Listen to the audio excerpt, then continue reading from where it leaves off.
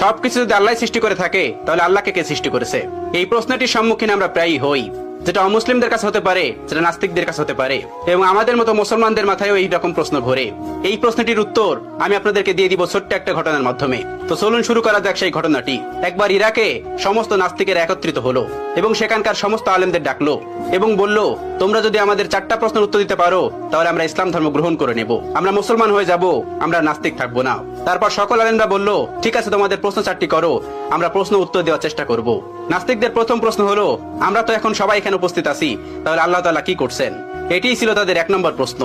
তাদের 2 নম্বর প্রশ্ন, আল্লাহ তাআলা গোটা পৃথিবীকে কিভাবে পরিলক্ষিত করে, কিভাবে তিনি গোটা পৃথিবীকে একা পরিচালনা করেন? একা দেখা তো সম্ভব না, তিনি কি করে একা এগুলো পরিচালনা করেন?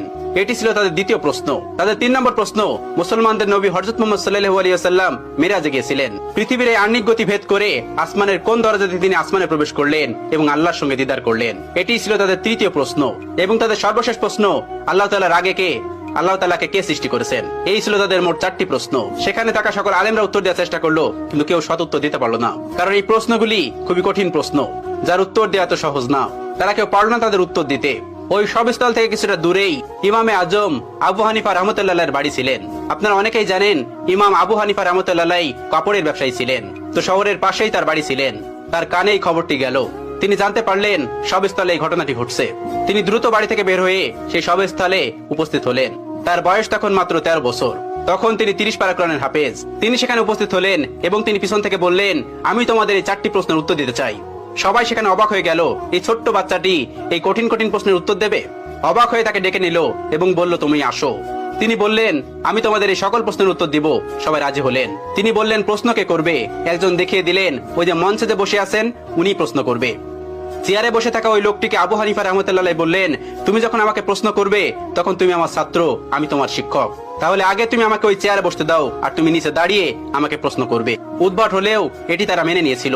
আবু হানিফা রাহমাতুল্লাহ চেয়ারে গিয়ে বসলেন এবং ওই নাস্তিকটি নিচে এসে প্রশ্ন করলো। প্রথম প্রশ্নটি ছিল এরকম যে, আল্লাহ তাআলা এখন কি করছেন? আবু হানিফা রাহমাতুল্লাহ তীক্ষ্ণ বুদ্ধি সম্পন্ন একজন মানুষ ছিলেন। আল্লাহ তাআলা তাকে অনেক হিকমত দিয়েছিলেন, অনেক জ্ঞান দিয়েছিলেন। তিনি উত্তর দিলেন, আল্লাহ তাআলা এই মুহূর্তে তোমার মতো বেকুবকে চেয়ার থেকে নামিয়ে আমাকে চেয়ারে বসিয়ে দিয়েছেন। এটি ছিল 1 নম্বর প্রশ্নের উত্তর। সবাই অবাক হয়েছিল।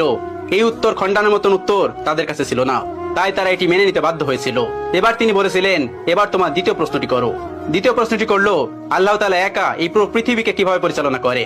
একা তিনি পুরো পৃথিবীকে কিভাবে দেখেন? তিনি তাদেরকে 4 কোণাওয়ালা একটা ঘরে নিয়ে গেলেন এবং সেই ঘরে একটা বাতি জ্বালালেন, একটা মোমবাতি।